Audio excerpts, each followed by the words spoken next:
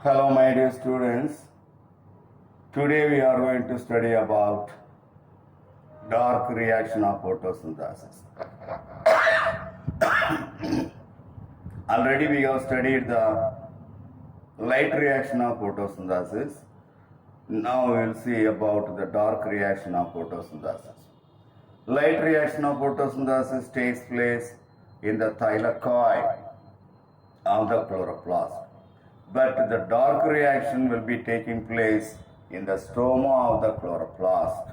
Dark reaction is always called C3 cycle or biosynthetic phase or photosynthetic carbon reduction cycle, that is PCR cycle. During dark reaction or for dark reaction, light is not necessary. It does not require light, therefore it is named as dark reaction. During dark reaction or for biosynthetic phase of photosynthesis,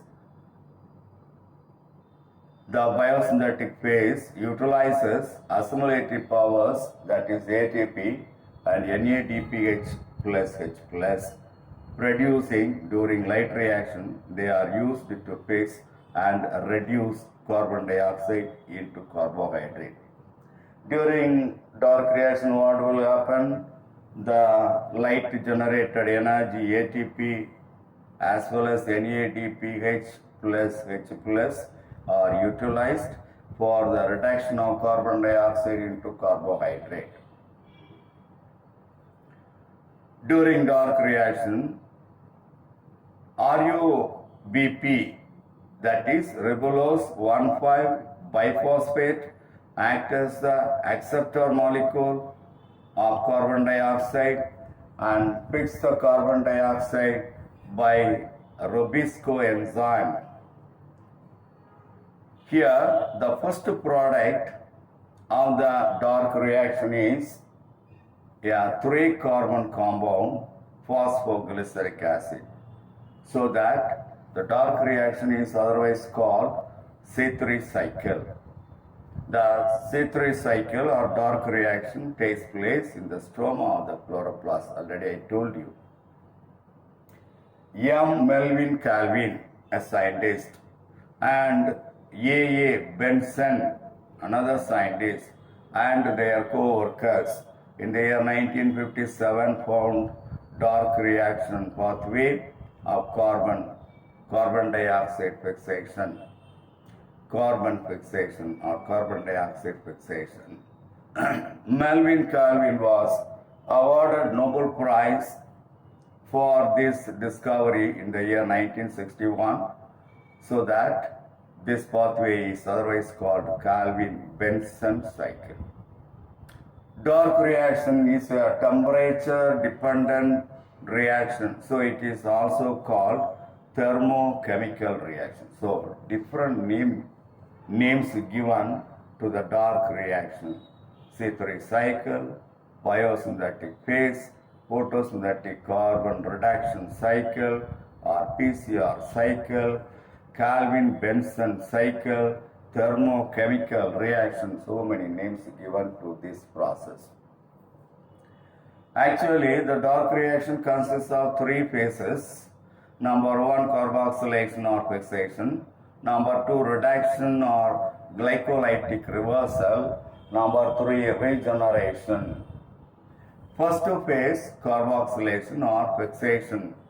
In this phase, the acceptor molecule RUBP, that is ribulose 1,5-biphosphate, a 5-carbon compound, with the help of RUBP carboxylase oxygenase enzyme, accept 1 molecule of carbon dioxide to form an unstable 6-carbon compound.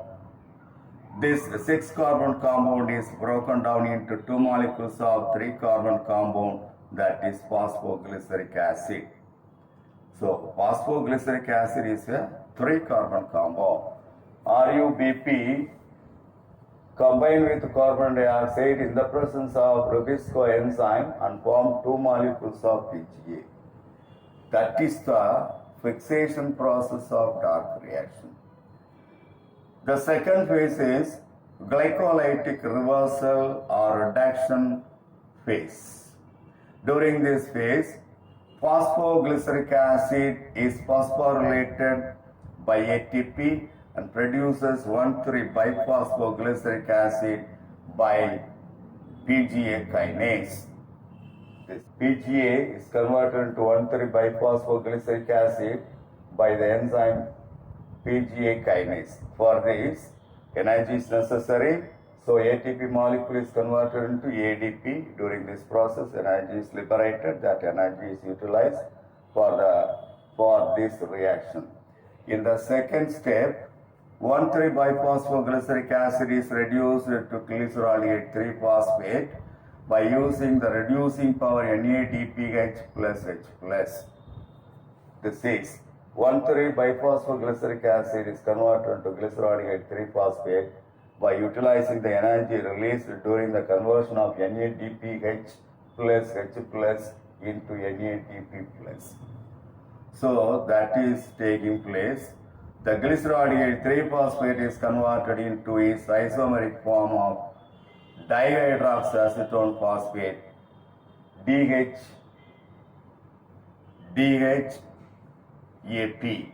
that is dihydroxyacetone phosphate. So that is considered as the glycolytic reversal or reduction process. Come to the third phase. The third phase is called regeneration phase. During regeneration process, RUBP involves in the formation of several intermediate compounds of 6-carbon compound, 5-carbon compound, 4-carbon compound and 7-carbon compound, etc. Here, fixation of 1 carbon dioxide require 3 ATPs and 2 NADPH plus H+, and for the formation of 6 carbon dioxide requires 18 ATPs and 12 NADPH plus H+. During C3 cycle, one 6-carbon compound is the net gain to form hexose sugar. Overall equation for dark reaction is given 6CO2 plus 18 ATP plus 12 NADPH plus H+, that gives C6H12O6 plus H2O plus 18 ADP plus 18 inorganic phosphate plus 12 NADP plus. During this process, during dark reaction, the very important enzyme is Rubisco enzyme.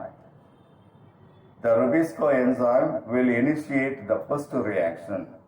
The RUBP combined with carbon dioxide only in the presence of Rubisco enzyme. What is the importance of Rubisco enzyme?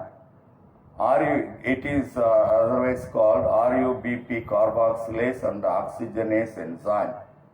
It is the most abundant protein found on the earth. It constitutes 16% of the chloroplast protein. It acts as a carboxylase enzyme in the presence of carbon dioxide, and it will act as oxygenase enzyme in the absence of carbon dioxide. That you have to remember. That's all about the dark reaction.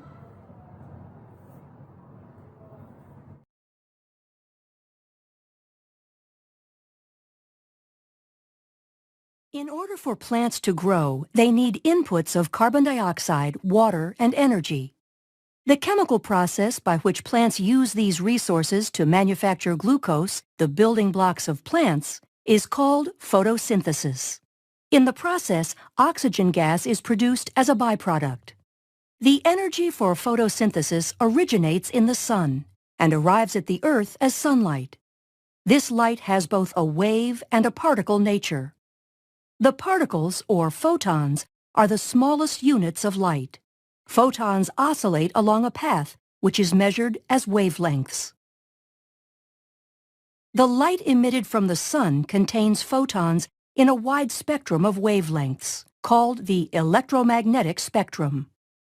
Photosynthetic organisms use only a small portion of the electromagnetic spectrum, called visible light. Photosynthetic organisms contain pigments that facilitate the capture of wavelengths of light in the visible light range.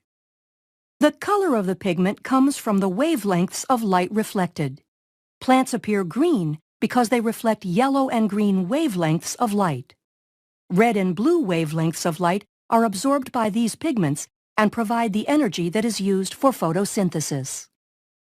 Within eukaryotic photosynthetic organisms, also known as photoautotrophs, the chemical reactions of photosynthesis occur within plant cells in specialized structures known as chloroplasts. Photosynthesis consists of two sets of reactions, the light-dependent reactions and the Calvin cycle. Within the chloroplast are small disc-like structures called thylakoids, which are surrounded by a fluid-filled space called the stroma. The reactions that synthesize glucose, the Calvin cycle, occur in the stroma. The light-dependent reactions occur in the thylakoid. It is here that conversion of light energy to chemical energy is initiated.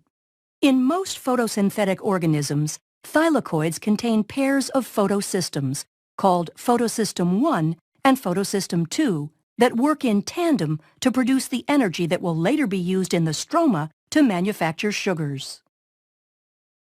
The photosystems of the thylakoid consist of a network of accessory pigment molecules and chlorophyll, the molecules that absorb the photons of light.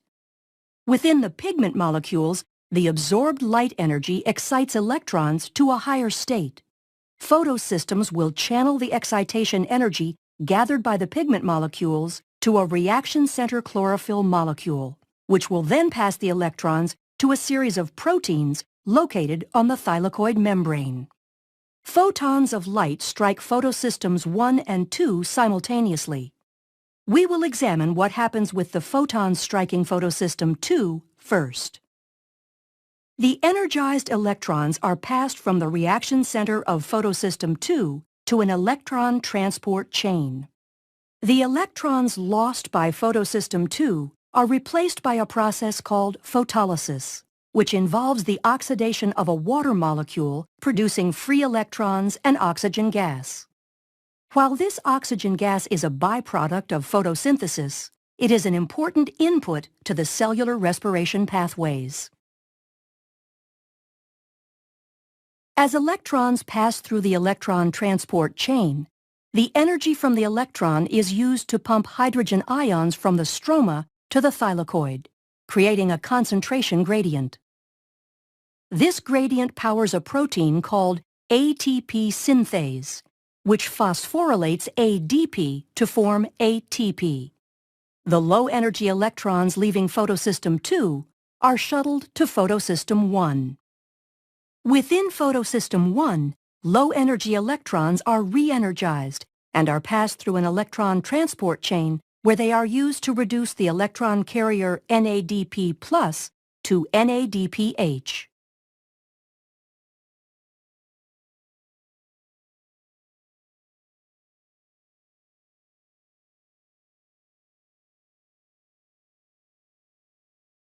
When the chloroplast is receiving a steady supply of photons, NADPH and ATP molecules are rapidly being provided to the metabolic pathways in the stroma. Therefore, the ATP and NADPH formed during the light-dependent reactions are used in the stroma to fuel the Calvin cycle reactions. The Calvin cycle consists of a series of reactions that reduce carbon dioxide to produce the carbohydrate glyceraldehyde 3-phosphate. The cycle consists of 3 steps, the first of which is carbon fixation. In this step, carbon dioxide is attached to ribulose 1,5-bisphosphate, resulting in a 6-carbon molecule that splits into 2 3-carbon molecules. The second step is a sequence of reactions using electrons from NADPH and some of the ATP to reduce carbon dioxide.